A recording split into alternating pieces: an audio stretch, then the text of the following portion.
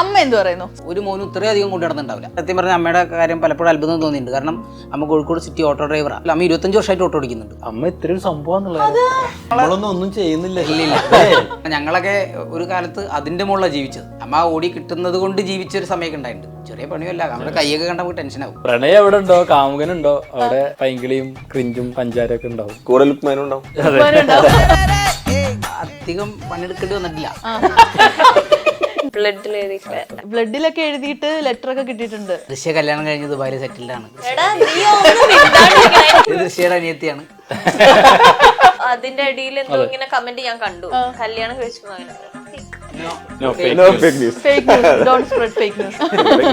തോന്നില്ലല്ലോ. Fake അക്കൗണ്ടിൽ വന്ന് reply കൊടുത്തിട്ടുണ്ടോ? ഫേക്ക് പോയിട്ട് ഒറിജിനൽ അക്കൗണ്ടില്ല. പ്രപ്പോസ് ചെയ്തിട്ടുണ്ടോ ആരെങ്കിലും ഒക്കെ? പ്രപ്പോസ് സ്കൂളിലൊക്കെ പഠിക്കുന്ന സമയത്ത്. ഇപ്പൊ ഈ റീസെന്റിലല്ലേ ഇരുന്ന് തറവാട്ട് പഠിച്ചതാ.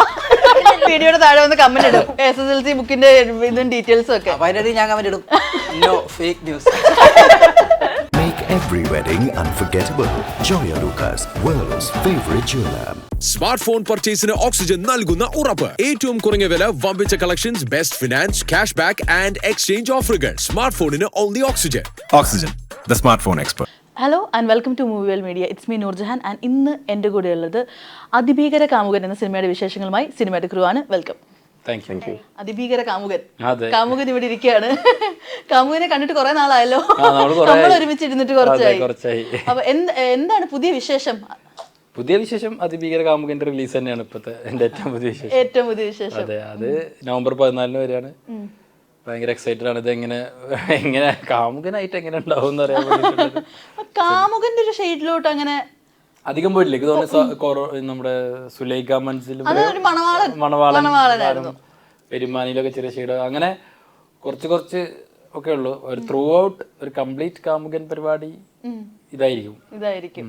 അപ്പൊ കാമുകൻ എന്ന് പറയുമ്പോഴത്തേക്ക് ഇച്ചിരി പൈങ്കിളി പഞ്ചാര ഒക്കെ ഉണ്ടായിരുന്നു.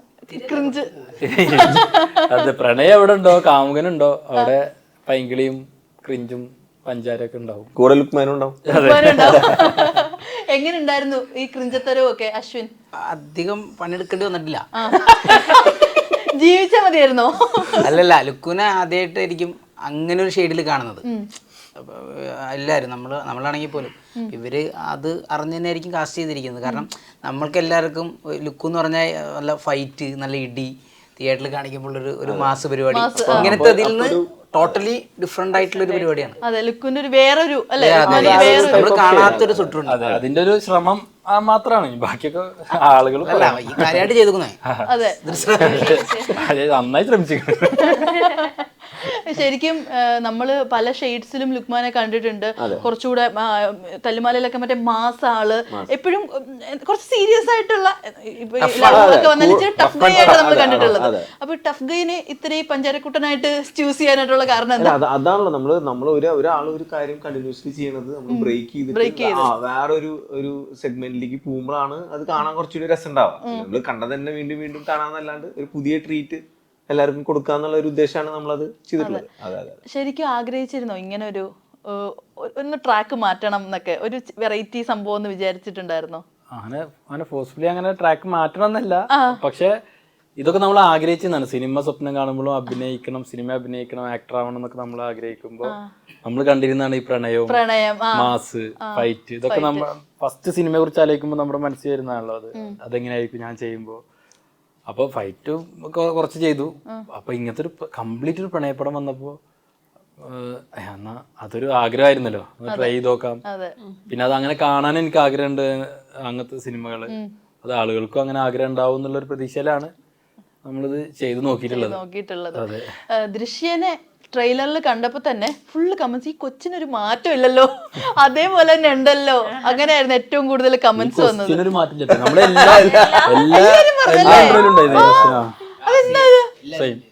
അത് ഹാപ്പി വെഡിങ് ചെയ്യുന്ന സമയത്ത് എനിക്ക് നേരെ ഓപ്പോസിറ്റ് ആയിരുന്നു. അതായത് ഓപ്പോസിറ്റ് എന്നല്ല, അതായത് അതിൽ എന്നെ കാണാൻ നല്ല പ്രായം തോന്നിക്കുന്ന പോലെ. പിന്നെ ഒരു ഇതായപ്പോ വളർച്ച നിന്നു, ഇനി വളരാവുന്നില്ല. അപ്പൊ രണ്ട് സൈഡും കേട്ടിട്ടുണ്ട് അല്ലേ? കുഞ്ഞി പ്രായത്തില് പ്രായം കൂടുതലാണ്. സത്യം പറയട്ടെ, ദൃശ്യ കല്യാണം കഴിഞ്ഞ് ദുബായിൽ സെറ്റിൽഡ് ആണ്. എടാ നീ ഒന്നും മിണ്ടാണ്ടിരിക്കണേ. അതിന്റെ താഴെ തന്നെ already ദൃശ്യയുടെ അനിയത്തിയാണ്. ഇങ്ങനത്തെ കമന്റ്സ് ഒക്കെ വന്നിട്ടുണ്ടോ? ആ അങ്ങനൊന്നുമില്ല. അങ്ങനെയല്ല, ഇതുപോലെയാണല്ലേ ഓരോ കമന്റ്സ് ഒക്കെ ഉണ്ടാവും. ഏതോ കമന്റ് ലൈക്ക് നടി ഇത്ര നേരം ഇവിടെ ഇത്ര നേരം എന്തുകൊണ്ടാ ബ്രേക്ക് എടുത്തു ചോദിച്ചപ്പോ എന്താ നിങ്ങൾ പറഞ്ഞിട്ട് നോക്കിയത്. അയ്യോ, അപ്പൊ അതിന്റെ ഇടയിൽ എന്തോ ഇങ്ങനെ കമന്റ് ഞാൻ കണ്ടു, കല്യാണം കഴിച്ചു അങ്ങനെ ഫേക്ക്. അതെ, fake news. Fake news, don't spread fake news.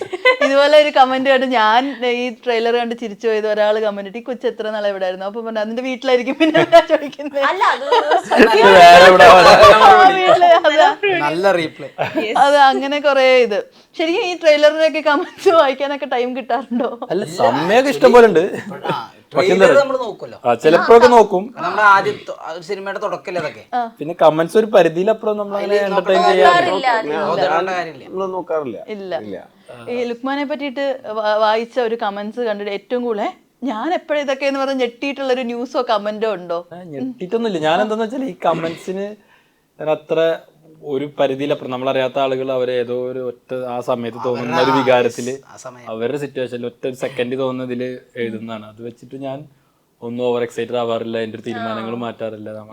അതൊന്നുമില്ല. അതൊക്കെ നമ്മള് കുറെ നമുക്ക് ബോധ്യപ്പെടുന്ന കാര്യങ്ങൾ വെച്ചിട്ടാണ് ചെയ്യാറ്. പിന്നെ അങ്ങനെ കമന്റ് ഇട്ടിട്ട് എങ്ങനെ ഏതെങ്കിലും ഒരു വാവ് ഒന്നും തോന്നിട്ടില്ല. ചില തെരുവിളിയൊക്കെ കേട്ടിട്ടുണ്ട്, വാവ് തോന്നില്ലല്ലോ. ഞെട്ടിട്ട് മെല്ലത് ആരോ ക്ലോസ് ചെയ്തിട്ട് ഫേക്ക് അക്കൗണ്ടിൽ വന്ന് റിപ്ലൈ കൊടുത്തിട്ടുണ്ടോ? ഇല്ലല്ലോ. പറയാനുള്ളൊരു പറയട്ടെ. എങ്ങനെയാണ് നമ്മുടെ അതിഭീകര കാമുകൻ സംഭവിച്ചത്? അതായത് നമ്മളൊരു ആദ്യം ഞാൻ വേറൊരു പടം ചെയ്യാൻ വേണ്ടിയിട്ടായിരുന്നു ഉദ്ദേശിച്ചത്. അപ്പൊ ഞാനും ഈ പടത്തിന്റെ റൈറ്റർ സുജയ് മോഹൻ, ഞങ്ങൾ രണ്ടുപേരും ഹനീഫ് അദീനിയുടെ അസോസിയേറ്റ് ആയിരുന്നു. അപ്പൊ അങ്ങനെ നമ്മൾ വേറൊരു പടം ചെയ്യാൻ വേണ്ടി പോയതാ. അത് വർക്കായില്ല. തിരിച്ചു വരുന്ന വഴിക്ക് ഞങ്ങളിങ്ങനെ വേറെ സ്റ്റോറീസ് ഇങ്ങനെ കേട്ടപ്പോ ഇത് ഈ സ്റ്റോറി പറഞ്ഞു. അപ്പൊ അങ്ങനെ കേട്ടപ്പോ എനിക്കിത് ഭയങ്കരമായിട്ട് തന്നെ ഒരു കുക്ക് ചെയ്ത ഒരു എലിമെന്റ് ഉണ്ട്. അത് ഈ നമ്മൾ ട്രെയിലറിലൊന്നും പറയാത്തൊരു എലിമെന്റും അതിനൊരു വേറൊരു ഷെയ്ഡ് ഓഫ് പരിപാടി ഈ പടത്തിലുണ്ട്. അപ്പൊ നമ്മള് അതിന് വേണ്ടിയിട്ടാണ് ഈ പടം നമ്മൾ ചെയ്യാൻ തീരുമാനിച്ചത്. അങ്ങനെ പിന്നെ എല്ലാരും കൂടി പ്ലാൻ ചെയ്തു. ഈ കാസ്റ്റിംഗിലോട്ട് എത്തിയതോ? കാസ്റ്റിംഗിൽ അത് ഭയങ്കര വെറൈറ്റി സംഭവമായിരുന്നു. അതായത് ഇനിഷ്യലി നമ്മൾ ഒരു സ്പെസിഫിക് കാസ്റ്റിംഗ് ഉണ്ടായിരുന്നു. ലുക്കൊക്കെ ഓൾറെഡി ഈ കഥ കേട്ടിട്ടുള്ളതാണ്. പക്ഷെ നമ്മള് ബാക്കിയുള്ള എല്ലാവരും നമ്മൾ ഈ പറഞ്ഞ മാതിരി ആ ഒരു ടൈമിന്റെ ഉള്ളിൽ നമ്മൾ ഓക്കെ ചെയ്യാം എന്ന് പറഞ്ഞിട്ട് ഇറങ്ങിയപ്പോൾ നമ്മളൊരു കാസ്റ്റ് ലിസ്റ്റ് ഉണ്ടാക്കിയിട്ട് ഇതിൽ ആരൊക്കെ നമുക്ക് സൂട്ട് ആവും. അപ്പൊ ഞാൻ ദുബായിലാണ് നടന്നത്. അപ്പൊ നമ്മൾ അങ്ങനെ നോക്കിയിട്ട് നമ്മൾ അപ്പൊ ഡിസ്കസ് ചെയ്തിട്ട് നമ്മൾ പറയും ഇവർ ഓക്കെ ആണോ, ഇവർ ഓക്കെ ആയിരിക്കും, ഇത് ഓക്കെ ആയിരിക്കും. നമ്മൾ ഈ പടത്തിൽ ഒരു പുതുമുഖം ഒരു ഹീറോയിനെയാണ് നോക്കിയിടുന്നത്. പിന്നെ നമ്മൾ അതൊരു പ്ലാൻ മാറ്റി, പുതിയൊരാളല്ലാണ്ട് കുറച്ച് ഫെമിലിയർ ആയിട്ടുള്ള ഒരാൾ. അപ്പൊ നമ്മൾ നോക്കിയപ്പോഴാണ് ഈ ഹാപ്പി വെഡിങ്സ് ഒക്കെ ഭയങ്കരമായിട്ട് വർക്കായ പടമാണ്. പിന്നെ അത് കഴിഞ്ഞിട്ട് ഒരു പടം നമ്മൾ കാര്യമായിട്ട് കണ്ടിട്ടില്ല. അപ്പൊ അങ്ങനെ മറ്റേ സുജയ്ക്ക് ഇങ്ങനെ ഒരു കോൺടാക്ട് ഉണ്ടായിരുന്നു. അപ്പൊ നമ്മൾ ചെക്ക് ചെയ്തപ്പോ ഓക്കെ അങ്ങനെയാണെന്നുണ്ടെങ്കിൽ നമുക്ക് ദൃശ്യനെ അപ്രോച്ച് ചെയ്ത് നോക്കാന്ന് പറഞ്ഞിട്ട് ദൃശ്യയോട് കഥ പറഞ്ഞു. ദൃശ്യക്കും ഭയങ്കര വർക്കായിരുന്നു. അങ്ങനെ ദൃശ്യനായി. പിന്നെ അശ്വിൻ അതുപോലെ തന്നെ. അശ്വിനൊക്കെ എനിക്ക് തോന്നുന്നത് നമ്മള് ഒരാഴ്ച മുമ്പ് ലാസ്റ്റ് മൂമെന്റിലായിരുന്നു. അപ്പൊ അങ്ങനെ നമ്മൾ ഈ കാസ്റ്റിങ്ങിനെ ഷഫിൾ ചെയ്ത് നമ്മൾ ആരായിരിക്കും ബെറ്റർ ഓപ്ഷൻ, ആരായിരിക്കും അങ്ങനെ നോക്കിയിട്ട് കറക്റ്റ് ആയപ്പോ പിന്നെ എല്ലാം ഓൺ ട്രാക്ക് ആണ്. പ്ലാൻ ചെയ്ത് ഒരുപാട് നോക്കുന്നതിനേക്കാൾ ഇങ്ങനെ പെട്ടെന്ന് സംഭവിക്കുന്ന കാര്യങ്ങളല്ലേ ചില സമയത്ത് അങ്ങനത്തെ വരുന്നത് നമുക്ക് ഭയങ്കര ഈ കോംബോ തന്നെ ഭയങ്കര രസമാണ്. അതായത് കാർത്തിക് ഉണ്ട് നമ്മുടെ പടത്തില്, കാർത്തി ഉണ്ട്. അപ്പൊ ഈ കോംബോ തന്നെ ഭയങ്കര രസം. അതുപോലെ മനോരമ ഭയങ്കര, അതായത് ഈ പടത്തിൽ ഭയങ്കര നല്ല രസമുള്ള ഒരു ക്യാരക്ടറാണ്. അതുപോലെ ആരും അങ്ങനെ മനോരമേനെ ആരും കണ്ടിട്ടുണ്ടാവില്ല. അപ്പൊ ഇതും ഇത് മൊത്തത്തിൽ നമ്മൾ നോക്കുകയാണെന്നുണ്ടെങ്കിൽ ഇതിന്റെ കാസ്റ്റ് ഇതിനേക്കാൾ നല്ല കാസ്റ്റ് ആവാനുള്ളതില്ല. കറക്റ്റ് പെർഫെക്റ്റ് കാസ്റ്റിംഗ് ആണ്. അതെ അതെ. ഈ ഒരു മൂവിയിലെ ഒരു പക്ക ഒരു കോളേജ് ഒരു ലവ് അങ്ങനത്തെ ഒരു മൂഡ് നമുക്ക് ട്രെയിലറിൽ നിന്ന് കിട്ടിയത് ഏത് കാലഘട്ടത്തിലുള്ള ആളുകൾക്കായിരിക്കും കൂടുതൽ റിലേറ്റബിൾ ആവുന്നത്? ഈ സിനിമ ഒരു 2014-13 നടക്കുന്നത്. നമ്മൾ ഈ വാട്സപ്പും ഇതൊക്കെ ഇങ്ങനെ ഭയങ്കര വന്ന സമയം എല്ലാരും ഇങ്ങനെ ഉപയോഗിച്ച് തുടങ്ങിയിട്ടില്ല. അപ്പൊ എല്ലാരിലോട്ടും എത്തിയിട്ടില്ല അങ്ങനെ ഇത് ഇന്നത്തെ പോലെ. അത്രയും ആ സമയത്ത് അത് പ്ലേസ് ചെയ്യാൻ പറ്റുള്ളൂ. ഇത് അങ്ങനത്തെ ഒരു കഥയാണ്. ഇപ്പൊ ഒരു 30 വയസ്സൊക്കെ ഉള്ളവർക്ക് ഭയങ്കര റിലേറ്റബിൾ ആവും. മറ്റുള്ളവർക്കും അല്ല ബാക്കിയുള്ളവർക്കും അതായത്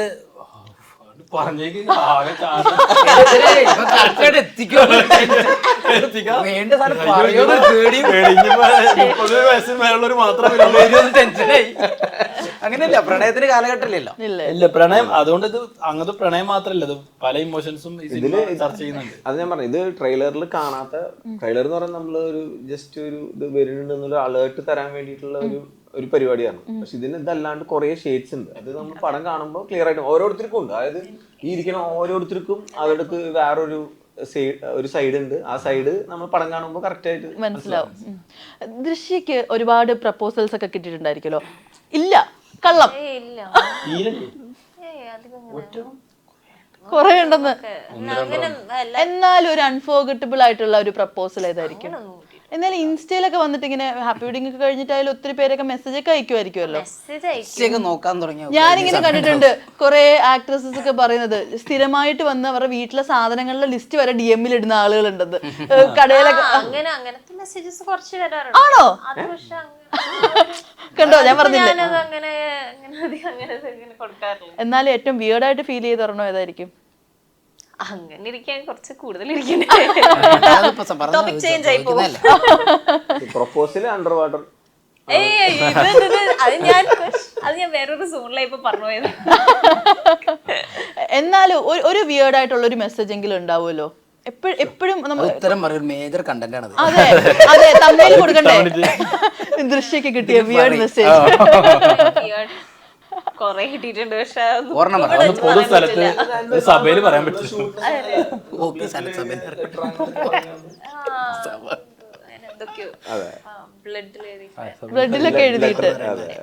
ബ്ലഡിലൊക്കെ എഴുതിയിട്ട് ലെറ്റർ ഒക്കെ കിട്ടിയിട്ടുണ്ട്.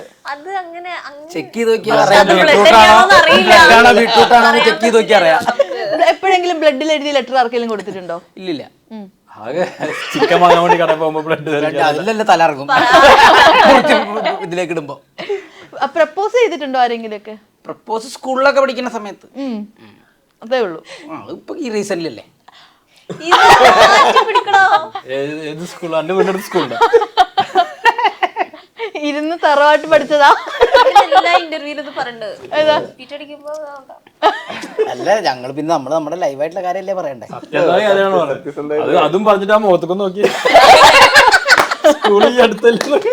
അമ്മ ഈ വീഡിയോയുടെ താഴെ വന്ന് കമന്റ് ഇടും, SSLC ബുക്കിന്റെ ഇതും ഡീറ്റെയിൽസും ഒക്കെ. അപ്പൊ അതിന്റെ ഞാൻ കമന്റ് ഇടും, നോ ഫേക്ക് ന്യൂസ്. അമ്മ എന്ത് പറയുന്നു? സുഖമായിട്ടിരിക്കുന്നു. ഈ സിനിമകളുടെ എണ്ണം കൂടുമ്പോഴത്തേക്ക് എന്താണ് അവിടെ നിന്നുള്ളൊരു റെസ്പോൺസ്? എന്താ, അമ്മേനെ ഒരു വഴിയിൽ അമ്മേനെ സേഫ് ആക്കുന്നുണ്ട്. അമ്മയ്ക്ക് അമ്മേൻ്റെതായിട്ടുള്ള രീതിയിലുള്ള സിനിമ പരിപാടികൾ നടക്കുന്നുണ്ട്. അപ്പം അങ്ങനെ വേറെ പ്രശ്നമൊന്നുമില്ല. പിന്നെ കൂടുതൽ വീട്ടിലുള്ള കമ്മ്യൂണിക്കേഷൻ ഭയങ്കര ഒരുപാട് കുറവാണ് ഇങ്ങനെ കറക്കം തന്നെ ആവുന്ന സമയത്ത്. അപ്പം ആ ഒരു പഴയ ഒരു എന്താ പറയുക, ഒരു ബോണ്ട് എവിടെയോ ഇല്ലാത്ത പോലെ. എന്നുവെച്ചാൽ അത് മാനസികമായല്ല, നമ്മൾ കാണുന്നില്ല അധികം ഉണ്ടായി. അല്ലെങ്കിൽ എപ്പോഴും ഈ ഷോയിലൊക്കെ വരുന്ന സമയത്ത് എനിക്ക് തോന്നുന്നു ഒരു അമ്മേനെ ഒരു മോനും ഇത്രയും അധികം കൊണ്ടു നടന്നിട്ടുണ്ടാവില്ല. മനസ്സിലായി. ഡെയിലിൻ്റെ കൂടെ ഞാൻ വെച്ചാൽ 2-3 വർഷത്തോളം ഞാൻ ആ ഷോ ചെയ്തുകൊണ്ടിരുന്നില്ല. ഇത്രയും ഈ സമയത്ത് കംപ്ലീറ്റ് എൻ്റെ കൂടെ തന്നെ ഉണ്ട്. ഞങ്ങൾക്ക് ഉറങ്ങുന്ന ഒരു റൂമിലാണ്, രാവിലെ എഴുന്നേക്കുന്നു, രാവിലെ ഇതാക്കുന്നു. കാരണം ഒരു മാസത്തിൻ്റെ പകുതിയും ചാനലിൽ തന്നെയാണ്. അത് കഴിഞ്ഞാൽ വേറെ പരിപാടിയൊന്നുമില്ല. നേരെ വീട്ടിൽ അത് കഴിഞ്ഞാൽ നേരെ വീട്ടിൽ എന്തുണ്ടെങ്കിലും അമ്മയായിട്ട് ഇന്ററാക്ട് ചെയ്യുന്നു, കണക്ട് ചെയ്യുന്നു. വെച്ചാൽ ഒരു അടുത്ത സുഹൃത്തുക്കളെ പോലെ ഇങ്ങനെ പോകല്ലേ. ഉറപ്പായിട്ടും അങ്ങനെ തന്നെയാണ്. പക്ഷെ ഇപ്പൊ കുറച്ച് ഗ്യാപ്പായി. മിസ് ചെയ്യുന്നുണ്ടോ? അതൊക്കെ മിസ് ചെയ്യുന്നില്ല, നല്ലതല്ലേ. അതെ അതെ അതെ. എന്നാലും ആ ഒരു പണ്ടത്തെ അത്ര ഒരു ടൈം കിട്ടുന്നില്ല. സത്യമാണ്. പക്ഷെ അത് ഭയങ്കര റയറാ ശരിക്കും. ആമ്പിള്ളേരൊക്കെ ഒരു ഏജിൽ കൂടുതലും ഫ്രണ്ട്സ് ആയിട്ടൊക്കെ കറങ്ങി നടക്കുന്ന സമയത്ത് കൂടുതൽ അമ്മേനെ കൊണ്ട് നടക്കുക എന്നൊക്കെ പറഞ്ഞു കഴിഞ്ഞാല്, ഈ ഒരു നമ്മുടെ അതിഭീകരൻ കാമുകനെ ലുക്മാനായിട്ട് എത്രത്തോളം റിലേറ്റ് ചെയ്യാൻ പറ്റും? അങ്ങനെ ഒരു ഷെയ്ഡ് ഉണ്ടായിരുന്നോ ലുക്മാൻ? അങ്ങനത്തെ ഇത്രയൊന്നും ഉണ്ടായിരുന്നില്ല. സുജയ് പറഞ്ഞ പോലെ ഈ റൈറ്റർ പറഞ്ഞ അത്ര ഉണ്ടായിട്ടില്ല. പക്ഷെ എന്നാലും പല സീൻസിലും പല ഇൻസിഡൻസ് ഒക്കെ നമുക്ക് റിലേറ്റ് ചെയ്യാൻ പറ്റും. അത് സ്വാഭാവികമായിട്ട് എല്ലാ പ്രണയത്തിലുള്ള ഒരു ടെംപ്ലേറ്റ് ഉണ്ടല്ലോ. അത് പ്രപ്പോസ് ചെയ്യണം, പ്രപ്പോസൽ ആയാലും ഇതിന്റെ ബ്രേക്കപ്പ് അല്ലെങ്കിൽ ഇതിന്റെ മറ്റെല്ലാ ഷെയ്ഡും ഉണ്ടല്ലോ. അതൊക്കെ നമുക്ക് പലപ്പോഴും ചില നമ്മുടെ ലൈഫിലുണ്ടായ പല കാര്യങ്ങളുമായിട്ട് നമുക്ക് റിലേറ്റ് ചെയ്യാൻ പറ്റും. അല്ലെങ്കിൽ നമ്മുടെ സുഹൃത്തുക്കൾക്ക് ഉണ്ടായ സംഭവങ്ങളൊക്കെ ആയിട്ട് റിലേറ്റ് ചെയ്യാൻ പറ്റിയിട്ടുണ്ട്. ഇതിന്റെ കുറെ കഥകൾ ഉണ്ടല്ലോ നമുക്ക് ചുറ്റും. അതെ അതെ അതെ അതെ, റിയൽ ലൈഫായിട്ട് കുറെ കൂടെ അടുത്ത് നിൽക്കുന്ന ഒരു കൈൻഡ് ഓഫ് സ്റ്റോറി അല്ലേ, എല്ലാവർക്കും റിലേറ്റ് ചെയ്യാൻ പറ്റും. റിലേറ്റ് ചെയ്യാൻ പറ്റും. പിന്നെ ഈ പടം കണ്ട് പുറത്തിറങ്ങുമ്പോൾ ഇതിൽ കുറെ പേർക്ക് ഈ ഒരു സെയിം സിറ്റുവേഷനിൽ കൂടെ കടന്നുപോയിട്ടുള്ള ആൾക്കാർ കുറെ പേരുണ്ടാവും. പിന്നെ ഈ പടത്തിൽ നമ്മൾ നല്ലൊരു മെസ്സേജും ഉണ്ട്, പടത്തിന് നമ്മൾ ഇത് കൊടുക്കാൻ നല്ലൊരു മെസ്സേജും കൊടുക്കുന്നുണ്ട്. പിന്നെ ഈ പറഞ്ഞ എല്ലാ യൂത്തും എല്ലാവരും കാണേണ്ട പടമാണ്. അപ്പോൾ അതാ ഞാൻ പറഞ്ഞ, ഈ പടത്തിന് വേറൊരു ഷെയ്ഡ് ഉണ്ട്. അത് നമുക്ക് കാണുമ്പോഴാണ് അത് മനസ്സിലാവുള്ളൂ. അപ്പൊ നമ്മൾ അതായത് ഏതൊരു യൂത്ത് കാറ്റഗറിയിലുള്ള ആൾക്കാരായാൽ പോലും ഇത് കാണേണ്ടതാണ്. നമ്മൾ അതിനൊരു നല്ലൊരു മെസ്സേജും ഉണ്ട് ഈ പടത്തിന്. ദൃശ്യ ഇപ്പം ആ ഒരു കുഞ്ഞൊരു ഗ്യാപ്പ് വന്നിരുന്നല്ലോ, അത് ഇന്റൻഷനലി എടുത്തതാണോ, പ്രോജക്ട്സ് ചൂസ് ചെയ്ത് എടുത്തതാണോ? അങ്ങനെ സെലക്റ്റീവ് അങ്ങനത്തെ ഒരു ഇതിലല്ല. ഞാൻ +2 കഴിഞ്ഞ് പിന്നെ എനിക്കൊരു ഡിഗ്രി വേണം എന്നുണ്ടായിരുന്നു. അപ്പൊ ഇതിന് ബേസ് ചെയ്തിട്ട് തന്നെ ഹാപ്പി വെഡിങ് ചെയ്യുന്ന സമയത്ത് എനിക്ക് ഫിലിം നോളജ് ഒന്നും ഉണ്ടായിരുന്നില്ല. അൺഎക്സ്പെക്റ്റഡ് ആയിട്ട് വന്നൊരു സംഭവമായിരുന്നു. അപ്പൊ ഇതാണ് എന്റെ പ്രൊഫഷനെങ്കിൽ എനിക്ക് ഇതിനെ കുറിച്ചിട്ടുള്ള അറിവ് വേണം, കൂടുതൽ പഠിക്കണം. അപ്പൊ നമ്മള് വേറെ എന്തെങ്കിലും പഠിച്ചിട്ട് കാര്യമില്ലല്ലോ, ഇതാണ് പ്രൊഫഷനെങ്കിൽ. അപ്പൊ അങ്ങനെ BSc ഫിലിം മേക്കിംഗ് ബാംഗ്ലൂരിൽ പോയി പഠിച്ച ഒരു 3 ഇയർ കോഴ്സായിരുന്നു. അപ്പൊ അങ്ങനെ അത് ഒരു ഇന്റൻഷനലായി എടുത്ത ബ്രേക്ക് അല്ല, നാച്ചുറലി സംഭവിച്ചു പോയതാ. ഞാൻ പോലും അറിയാണ്ട് ആളുകളൊക്കെ കമന്റ് ഇടുന്ന സമയത്താണോ മനസ്സിലാക്കുന്നത് ഞാനൊരു ബ്രേക്ക് എടുത്തായിരുന്നോ എന്നുള്ള കാര്യം? അതെ, ഞാൻ പക്ഷെ എന്നാലും ബ്രേക്ക് എന്ന് പറഞ്ഞാൽ സോഷ്യൽ മീഡിയയിലൊക്കെ ഞാൻ ആക്റ്റീവ് ആയിരുന്നു. അപ്പൊ എനിക്ക് അതൊരു ബ്രേക്ക് ആയിട്ട് അങ്ങനെ എനിക്ക് ഫീൽ ചെയ്തിട്ടില്ലായിരുന്നു, to be honest. Lukman movies usually choose ചെയ്യുന്ന ഒരു പ്രോസസ് എങ്ങനെയാണ്? അതിന്റെ സ്റ്റോറിയാണോ അതിന്റെ ക്രൂവിനെയാണോ ശ്രദ്ധിക്കുന്നത്? ഞാൻ ഒരു തവണ ജഗദീഷേട്ടൻ്റെ അടുത്ത് സംസാരിച്ചപ്പോൾ ജഗദീഷേട്ടൻ പറഞ്ഞായിരുന്നു, ഈ ഒരു സിനിമയിൽ ആസിഫ് ഉണ്ടല്ലോ, ആസിഫ് അപ്പൊ നമുക്ക് നായകനെ നോക്കിയിട്ട് അല്ലെങ്കിൽ കോ ആർട്ടിസ്റ്റിനെ നോക്കിയിട്ട് നമുക്ക് ഉറപ്പിക്കാൻ പറ്റും നല്ലൊരു സ്റ്റോറിയാണെന്ന്, അങ്ങനെയൊക്കെ പറയുന്നത് ഞാൻ കേട്ടിട്ടുണ്ടായിരുന്നു. ലുക്മാന്റെ ഒരു മൂവി ചൂസിങ് വേ എങ്ങനെയാ? ഉറപ്പായിട്ടും നമ്മൾ സ്ക്രിപ്റ്റ് എന്തായാലും ആണ് ഫസ്റ്റ് പ്രയോറിറ്റി എന്തായാലും ഉണ്ടാവുക. പിന്നെ ഒപ്പം തന്നെ ഈ ടീം എന്നുള്ളത് ഭയങ്കര ഇമ്പോർട്ടന്റ് ആണ്. ആ ക്രൂ നന്നായി കഴിഞ്ഞാൽ ചിലപ്പോൾ നമ്മൾ കേൾക്കുന്ന സ്ക്രിപ്റ്റ് ആയിരിക്കില്ല അത് മേക്ക് ചെയ്ത് വരിക എന്ന് പറയുന്നത്, മേക്ക് ചെയ്യുമ്പോൾ അതിന്റെ പിക്ചറേ വേറെ ആയിരിക്കും. അത് ഡയറക്ടറുടെ മൈൻഡിലും ആ ക്രൂവിനെ സംബന്ധിച്ച് അത് വ്യത്യസ്തപ്പെട്ടിരിക്കും. ഇപ്പം ചിലപ്പോൾ സ്ക്രിപ്റ്റ് കേൾക്കുമ്പോൾ നമുക്ക് ഇതിലൊന്നും ഇല്ലല്ലോ എന്ന് തോന്നും, പക്ഷെ അത് മേക്ക് ചെയ്ത് വരുമ്പോൾ ആളായിരിക്കും നമുക്കത് കാണാം, ഓ ഇത് ഇങ്ങനെയായിരുന്നു ഉദ്ദേശിച്ചതെന്നൊക്കെ. അപ്പോൾ നമ്മൾ ക്രൂവിനെ വിശ്വസിക്കുക എന്നുള്ളതാണ്. ആ ക്രൂവിനെ നമുക്ക് വിശ്വാസമുള്ള ക്രൂ ആണെങ്കിൽ നമ്മൾ ഒന്നും നോക്കില്ല, ഓ ഇവരൊക്കെ ഉണ്ടോ, ഇയാളുണ്ടോ, ഓ ഇവരുണ്ട്, ഓക്കെ. കണ്ണും പൂട്ടി ഓക്കെ പറഞ്ഞിട്ടുള്ള മൂവീസ് ഉണ്ടോ? കണ്ണും അത് നമ്മള് കൂടുതൽ പടങ്ങളും ഞാൻ കണ്ണും പൂട്ടി ഒക്കെ കാരണം എന്താന്ന് വെച്ചാൽ എന്നെ സംബന്ധിച്ചിടത്തോളം സിനിമ ചാൻസ് കിട്ടുക എന്നുള്ളത് തന്നെയല്ലേ, എല്ലാ ആക്ടേഴ്സിന്റെ പോലെ തന്നെയല്ലേ. അപ്പൊ അന്നൊക്കെ എനിക്ക് എന്തോ ഭാഗ്യത്തിന് ഇങ്ങനെ കറക്റ്റ് നല്ല ഇമ്പോർട്ടന്റ് റോളുകൾ വന്നു നല്ല സിനിമകളിൽ, അവരെന്നെ ചൂസ് ചെയ്തു എന്നുള്ളതാണ്. ഞാനൊരിക്കലും ഞാൻ സിനിമ ചൂസ് ചെയ്തതല്ല. ഈ പടങ്ങളൊക്കെ എല്ലാം അവരെന്നെ ചൂസ് ചെയ്ത് തന്നെയാണ്. അപ്പോ അതെന്റെ ഒരു ഭാഗ്യമാണ്. അത്രയും നല്ല ഡയറക്ടേഴ്സ്, ഇവിടെ സെലിബ്രേറ്റ് ചെയ്യപ്പെടുന്ന ഡയറക്ടേഴ്സ് എന്നെ ചൂസ് ചെയ്യുന്നു എന്നുള്ളത് എനിക്ക് ഭയങ്കര ഭാഗ്യമായിട്ട്. അങ്ങോട്ട് പോയി ചാൻസസ് ചോദിക്കാറുണ്ടോ എപ്പോഴെങ്കിലും? പിന്നെ ആദ്യം അങ്ങനെ തുടങ്ങിയ എപ്പോഴും ചാൻസസ് ചോദിച്ചിട്ടും ഓഡിഷന് പോയിട്ടും ഒക്കെ തന്നെ തുടങ്ങി. ഇപ്പോഴും അങ്ങനെ നമ്മൾ അറിയുന്ന നമ്മുടെ ഇടയിലുള്ള സിനിമ നടക്കുന്നുണ്ട് എന്നൊക്കെ അറിഞ്ഞാൽ ചരട് വലി തുടങ്ങും. ഒരു സൈഡിൽ നിന്ന് വലിയ വലിച്ച് അങ്ങോട്ട് എത്തിക്കും. അതെ, ജാഫ്രിക്കനെ കഴിഞ്ഞിടയ്ക്ക് ഇന്റർവ്യൂ എടുത്തപ്പോ എനിക്കൊരു ഒരു മെസ്സേജ് ഇങ്ങനെ കാണിച്ചു തന്നു, ഇതേപോലെ ജിത്തു സാറിന്റെ അടുത്ത് പുതിയ സിനിമ തുടങ്ങിയെന്ന് അറിഞ്ഞു, ഒരു ചാൻസ് തരുമോ എന്നൊക്കെ ചോദിച്ചിട്ട്. അപ്പൊ ഞാൻ ആലോചിക്കും, ഇത്ര വലിയ നടന്മാരൊക്കെ ചാൻസ് ചോദിക്കുവോ? അപ്പോഴേ എനിക്ക് അങ്ങനെ ഒരു റിയലൈസേഷൻ വന്നത്. ഞാൻ വിചാരിച്ചു ബിഗിനേഴ്സ് മാത്രമേ അങ്ങനെ ചാൻസസ് ഒക്കെ ചോദിക്കുള്ളൂ. ചോദിക്കുന്നോണ്ട് എന്താ നമുക്ക് ഒരാളോട് ഒരു കാര്യം ചോദിക്കുന്നോണ്ട് അത് നമ്മുടെ ആഗ്രഹമല്ലേ സിനിമകൾ ചെയ്യുക, അത് നല്ല നല്ല സിനിമകൾ ചെയ്യുക, നല്ല ഡയറക്ടേഴ്സിന്റെ കൂടെ ചെയ്യുക എന്നുള്ളത്. ഇത് പിന്നെ ഒരു ടീം വർക്കും കൂടിയാണല്ലോ. എപ്പോഴും ഒരു കണക്ഷൻ, കോണ്ടാക്ട് എല്ലാം ഇതിൽ ബന്ധപ്പെട്ടെടുക്കുന്നുണ്ട്. നമ്മുടെ സൗഹൃദങ്ങള് എല്ലാം ഇതിനുമായിട്ട് കണക്റ്റഡ് ആണ്. അപ്പൊ നമ്മളായിട്ട് എപ്പോഴും ബന്ധപ്പെടുന്നവര് ചോദിക്കുന്നത് ഇതൊക്കെ ഡയറക്ടർ മൈൻഡിൽ അപ്പൊ തോന്നുന്ന കാസ്റ്റിങ്ങിൽ പല ഫാക്ടർ ഉണ്ടല്ലോ. ചിലപ്പോ നമ്മളൊരു ചോദ്യം ആ കറക്റ്റ് ടൈമിങ്ങിലുള്ള ചോദ്യമായിരിക്കും, ചിലപ്പോ കറക്റ്റ് ടൈമിൽ സംഭവിക്കുക, നമ്മൾ കാസ്റ്റ് ചെയ്യപ്പെടുക. നമ്മൾ ചിലപ്പോ റാൻഡംലി ഉള്ള ഒരു കോൺവെർസേഷൻ ആയിരിക്കും അല്ലെ ഒരു സിനിമയിലേക്കൊക്കെ എത്തിപ്പെടുന്നത്. അതുപോലെ സൗഹൃദങ്ങൾക്കും നല്ലൊരു പങ്ക് കാണത്തില്ലേ? നമുക്കിങ്ങനെ ഒരാളെ സജഷൻ കൊടുക്കുക അങ്ങനത്തെ ഒക്കെ. അതെ, നമ്മൾ ഡിസ്കഷനിൽ ഇരിക്കുമ്പോ നമ്മൾ പറയാ ഇന്ന ആള് വെച്ചാലോ എന്നൊക്കെ നമ്മളൊക്കെ ചോദിക്കുമല്ലോ പരസ്പരം. അതുപോലെ നമ്മളെ വേറെ ആൾക്കാര് പറയുന്നുണ്ടാവും. അതൊക്കെ സ്വാഭാവികമായിട്ട് സംഭവിക്കുന്ന കാര്യങ്ങൾ എല്ലാ സിനിമകളും. അശ്വിന്റെ ഒരു വേ ഓഫ് ഇൻറ്റു മൂവീസ്. നമ്മൾ നമ്മുടെ മഴവിലെ ഷോ കണ്ടിട്ടുണ്ടായിരുന്നു. അതിൽ നിന്ന് മൂവിയിലോട്ട് വരുന്ന ഒരു പാത്ത് ഈസി ആയിരുന്നു ശരിക്കും പറഞ്ഞാൽ? ഈസി അല്ല, ഞാൻ ആ ഷോ പോലും ചൂസ് ചെയ്തത് സിനിമയിലേക്ക് വരാൻ വേണ്ടിയായിരുന്നു. കാരണം അതിൻ്റെ എത്രയോ പുറകിൽ തൊട്ടേ ഓഡിഷൻസ് അറ്റൻഡ് ചെയ്തുകൊണ്ടിരുന്ന ഒരാളാണ് ഞാൻ. ഓഡിഷൻസ് അറ്റൻഡ് ചെയ്യുന്നുണ്ട്, ഡയറക്ടേഴ്സിൻ്റെ അടുത്ത് സംസാരിക്കുന്നുണ്ട്. ഡയറക്റ്റ് മൂവ് ചെയ്യാൻ പറ്റില്ല എന്ന് അറിഞ്ഞുകൊണ്ട് എഴുതാൻ തുടങ്ങി. എഴുതിയിട്ട് അത് പോയി അപ്രോച്ച് ചെയ്താൽ കുറച്ചുകൂടെ സ്പേസ് കിട്ടുന്ന കരുതി അങ്ങനെ മൂവ് ചെയ്തിട്ടുണ്ട്.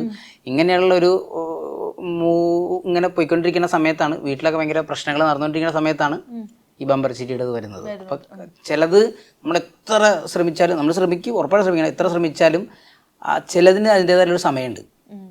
ആ സമയത്ത് അത് കറക്റ്റ് വരും. അതിന് വെറുതെ വീട്ടിൽ ഇരുന്നാൽ വരില്ല, അതിന് വേണ്ടി നമ്മൾ ശ്രമിച്ചുകൊണ്ടിരുന്ന കറക്റ്റ് ആ സമയത്ത് വരും. അങ്ങനെയാണ് ആ ഷോ വരുന്നത്. ശരിക്കും ഞാൻ ചോദിക്കട്ടെ, മോന് സിനിമയോടുള്ള അത്രയും ആഗ്രഹം കൊണ്ട് കൂടെ നിന്നതാണോ അമ്മ? അല്ലല്ല, അമ്മ 2006 സ്റ്റേറ്റ് അവാർഡ് ഒക്കെ കിട്ടിയതാണ് ബെസ്റ്റ് ആക്ട്രസ് ആയിട്ട് നാടകത്തിന്.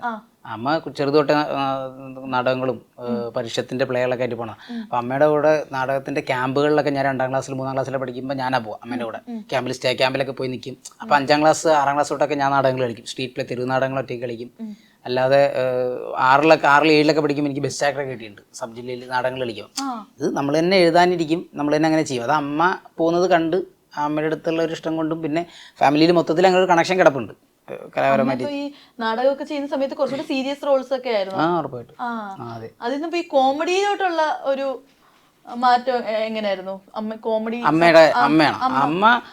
അമ്മ എല്ലാം ചെയ്യും. നാടകത്തിലും കോമഡി ക്യാരക്ടേഴ്സ് ഒക്കെ ചെയ്തുകൊണ്ടിരുന്ന അമ്മ എല്ലാം ചെയ്യുന്നൊരു അമ്മ. എനിക്ക് സത്യം പറഞ്ഞ അമ്മയുടെ കാര്യം പലപ്പോഴും അത്ഭുതം തോന്നിയിട്ടുണ്ട്. കാരണം അമ്മ കോഴിക്കോട് സിറ്റി ഓട്ടോ ഡ്രൈവറാണ്, ഓട്ടോ ഓടിക്കും. അപ്പോൾ ഈ പ്രായത്തിൽ അമ്മ 25 വർഷമായിട്ട് ഓട്ടോ ഓടിക്കുന്നുണ്ട്.